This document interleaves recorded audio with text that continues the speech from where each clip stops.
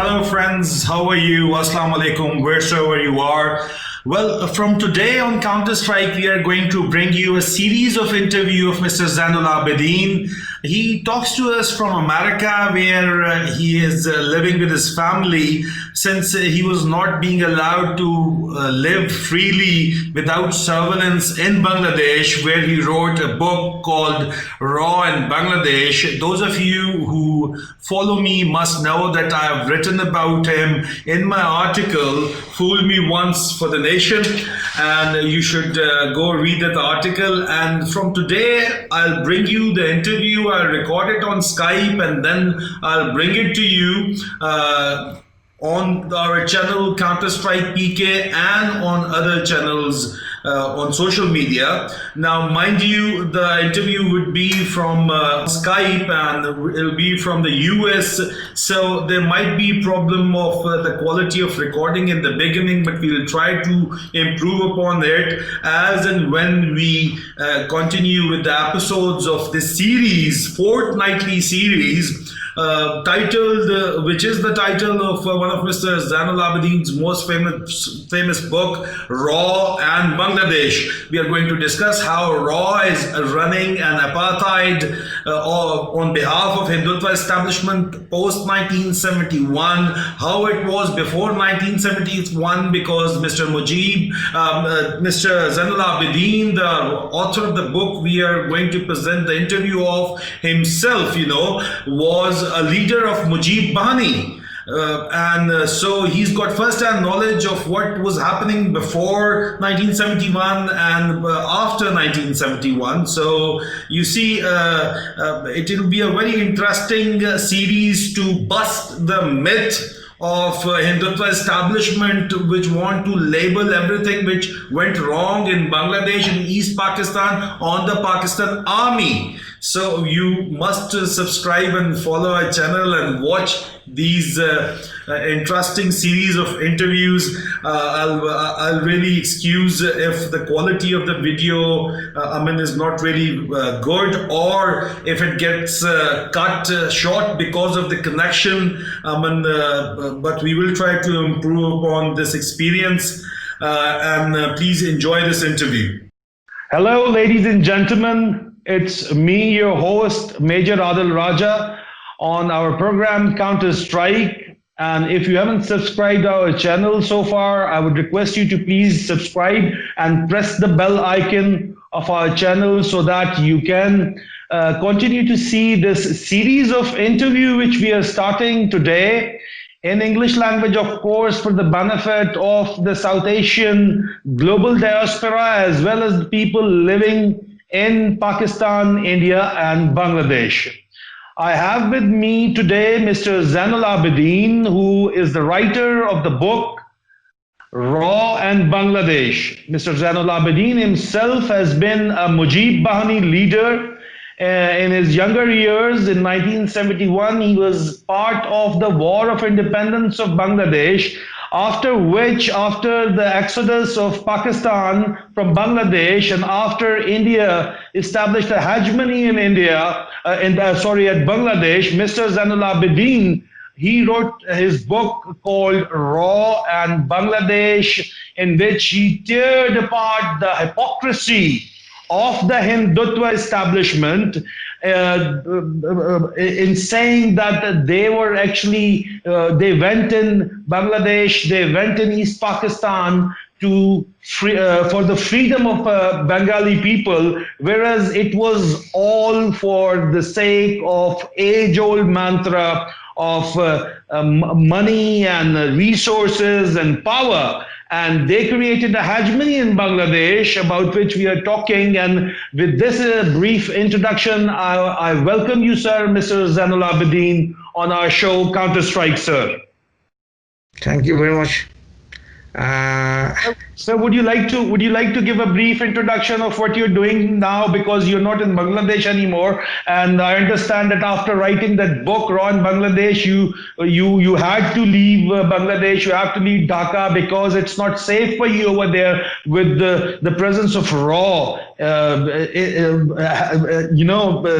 the control they've got in Bangladesh, and with the kind of hegemony they're running, and apartheid they're running on behalf of the Hindutva establishment. I understand it is not safe for you to stay in Bangladesh anymore. So, what are your views about that, sir, and where are you right now? Sir, I should say something that exactly I authored so many books, not only Raw in Bangladesh. That was my number four. Earlier, I wrote some other books. In 1971, I wrote a drama, Act to the Rakta, a river of blood, reading the training in Indian cantonment, or it's a military training there. Military training. There I wrote first of my book, Act to the Rakta, River of Blood. Went there in 1971 to get training, and there I wrote a drama. I told you earlier, it's Act to the Rakta in Bengali, and which translation in English should be a river of blood. This was the first one, and it was staged. It was staged there, an Indian at that time, the person who was the architect of MUJIB Bahini. He was General Owen. He went there, and before we just staged it, he made a speech, and Mr. Shizal Alam Khan, one of the main leaders, one of the four leaders, and he was the top one, Shizal Alam Khan. He also addressed, and some other leaders from Bangladesh also there, along with the training. Just those were all of us were students or colleges of the university. So after coming back, at that time I had some altercation with the authorities, because some of the lines, some of the sentences, last the last scene, some sentences was deleted by them, censored by them. So that was just a bit. I had bit idea why they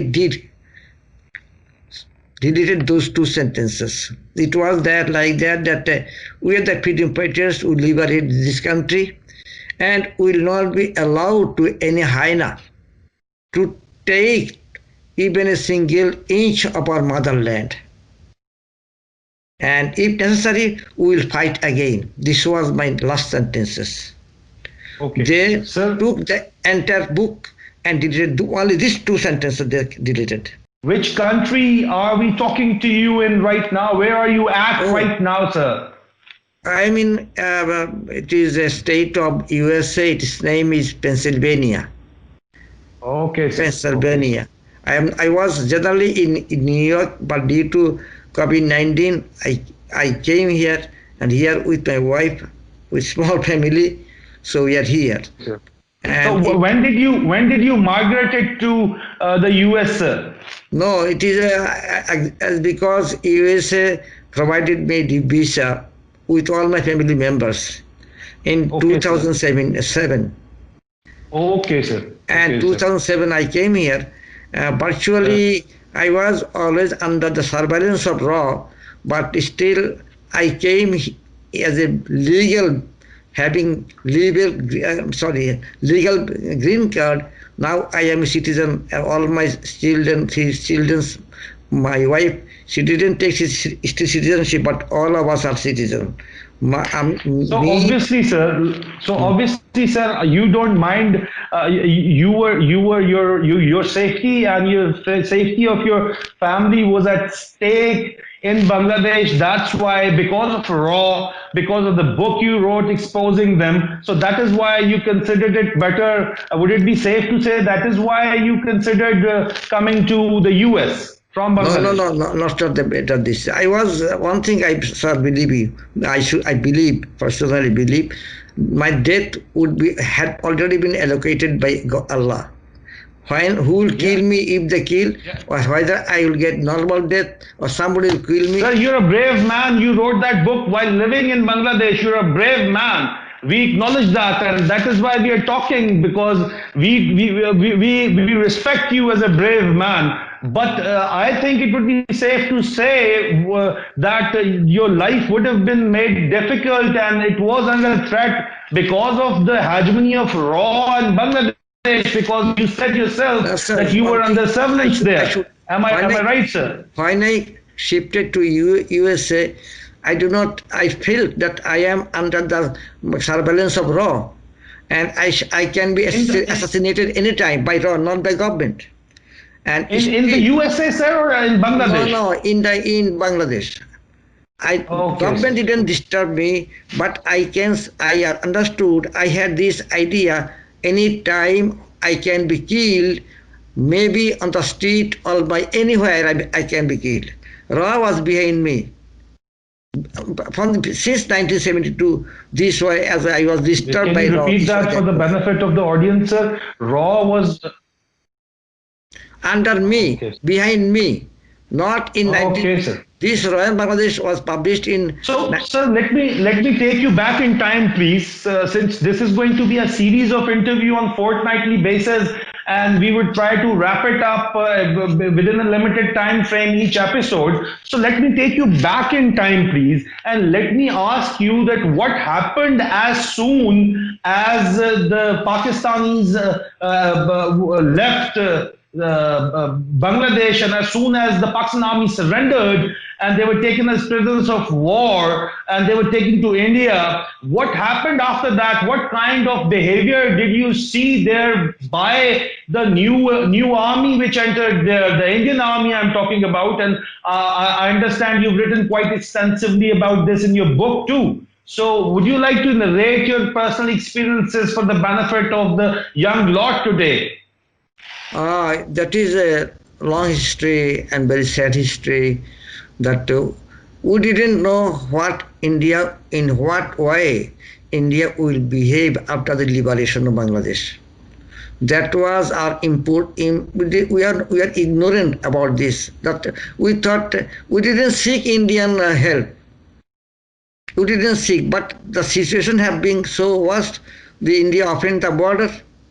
Without that we didn't seek shelter there. India itself opened the border. So I understand, sir, in your book, you mentioned that there was organized loot and plunder by the Indian army as if they were waiting for. I am coming there. It is why, but I want to mean that we are not aware of how Indian people or army or government will behave with us. So it was seen as soon as this war is started.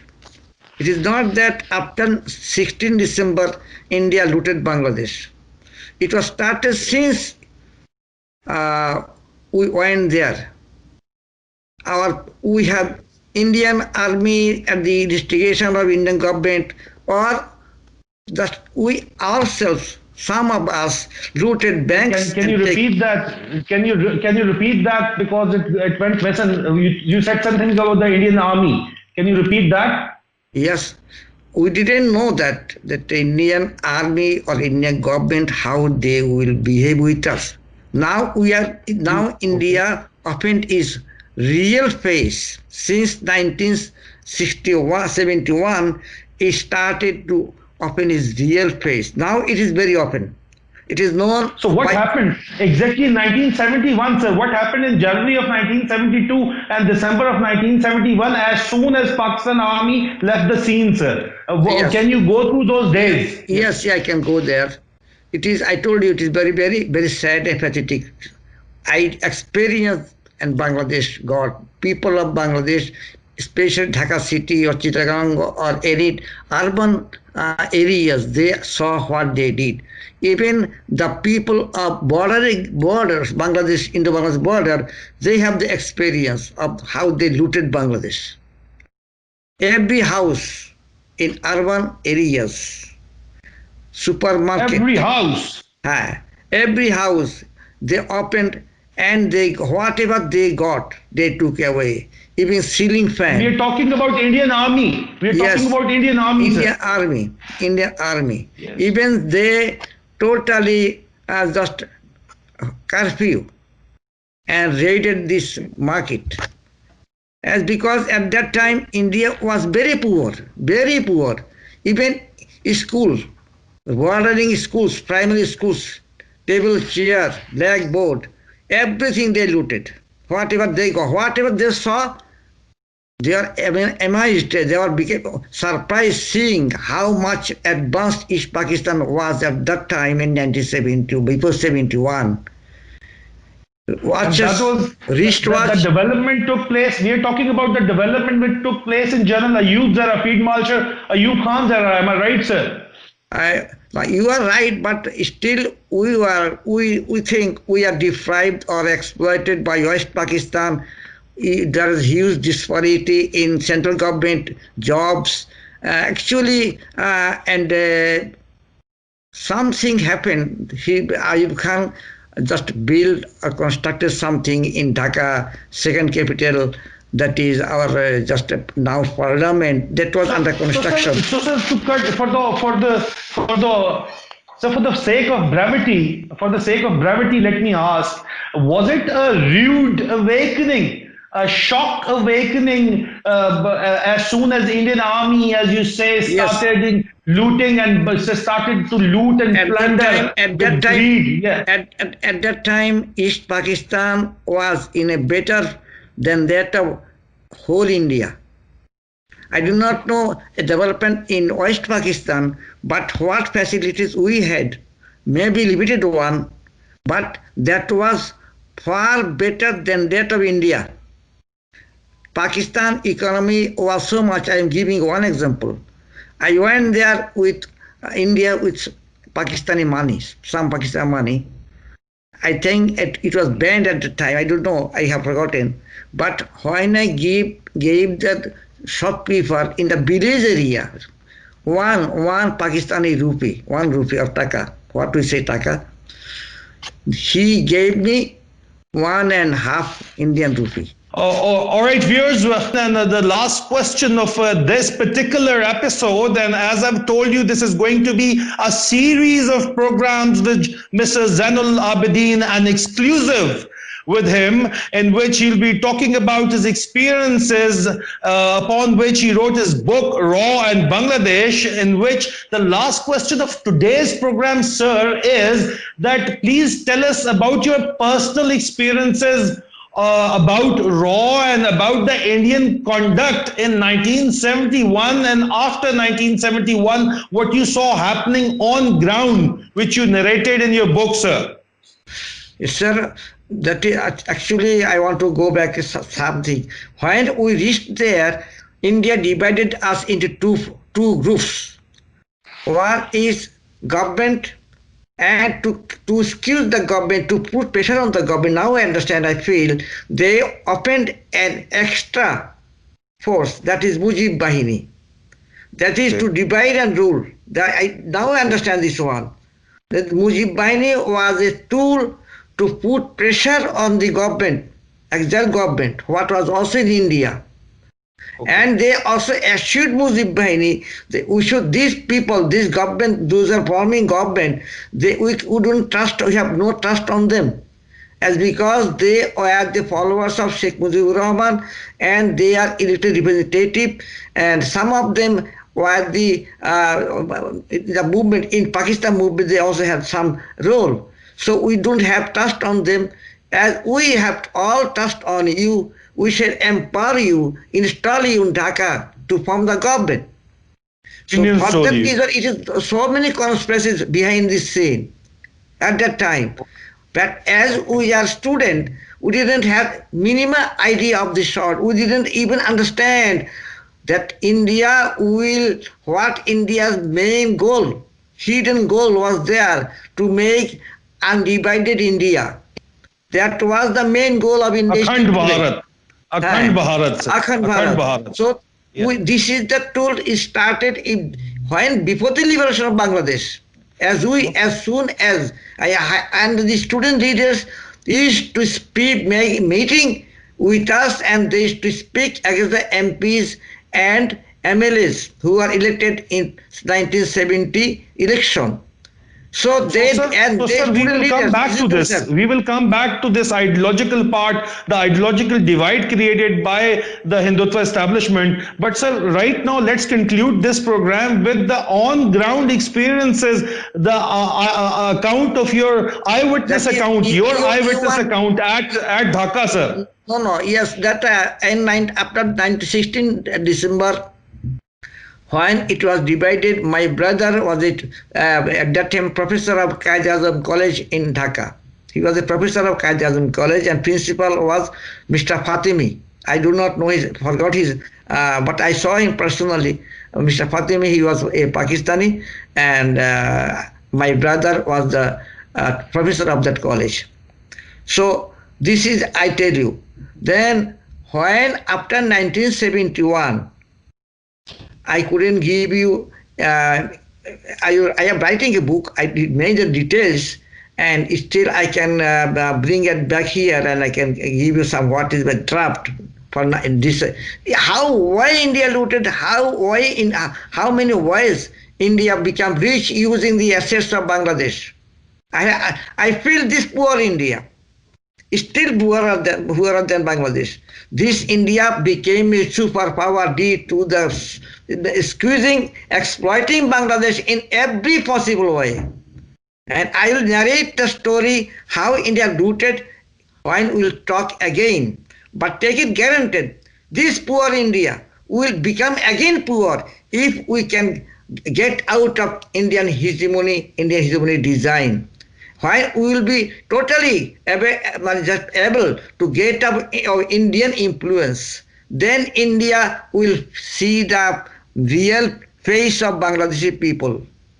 If we can get out the present situation, then you will see another Bangladesh. So, sir, if you'll allow me one other question, it's very interesting debate. So, allow me another question. There is this news coming out of Dhaka, and I hear it from many officers of Pakistan Army who go there on courses. They tell me that the officers of the Bangladesh Army, for their promotion, have to be cleared by the RAW in Dhaka for them to be promoted to higher ranks. Have you heard anything about this, sir? Any detail about this, sir? I wrote already in articles. Even the DCs. It is my personal just idea, study. Why so even the civil administration, not only the army officer, but the civil administration as well, you're saying, sir, get posted with RAW's clearance and promoted with RAW's clearance. Yes, I am telling you, why Bangladeshi army personnel should go to India for training. Maybe 2 or 3 are batch higher officials, even lower level. Why our even civil servants, that is bureaucrats, even Thana level, they are been sent to India. Students are going there on several occasions. They are washing their brain. It is brainwash. So, and it is my feeling that, and I believe even a DC of Bangladesh, maybe civil administration, are being totally so many. How this so many bureaucrats are Hindu now? Hindus are only 8%. 8% Hindus, but the Brahman-run apartheid, Hindutva apartheid of the higher caste of Hindus is fully influential in Bangladesh, making it a colony of the Hindutva establishment. Am I right and justified in saying this, sir? Sir, it is an undeclared colony. It is not official. Indirect, sir. Yes, indirect. I'm really sorry, viewers, we got cut short because Mr. Zainul Abedin, he's having some problems with the connectivity, and I suppose he's not very tech friendly at this age, but he's getting used to it. And it is breaking interview, the first time ever he's given an interview. So what I will do is that as long as he gets friendly with the technology and he started to interact more easily on his laptop, we would be recording these interviews and we would be presenting it to you. And please spread the word. This is very important. This interview is very important. The series of interview which we are recording, he is the author of the book Raw in Bangladesh, and he's the one sitting in Bangladesh writing about the myth. He's carrying out the role of the myth buster. That is why his word wasn't being allowed to spread, and that's it why he was under surveillance there in Bangladesh, and he had to migrate to the US, and now he wants to speak on behalf of our Bengali brothers. And you see, Bangladesh and Pakistan was created as East and West Pakistan on the two-nation theory, and two-nation theory still holds good because of obvious reasons, because of what is happening to minorities, in particular Muslims in India, under the Hindutva fascist rule. So that is why it is very important to listen to Mr. Zainul Abedin, who himself was a leader of MUJIB BAHINI. He saw firsthand, and then he recorded it in his book Raw in Bangladesh, and now he's here for the first time on video talking about it, sharing his experiences, and we will bring you more of his videos as we went along on fortnightly basis. Please like and subscribe our channel and take care of yourself.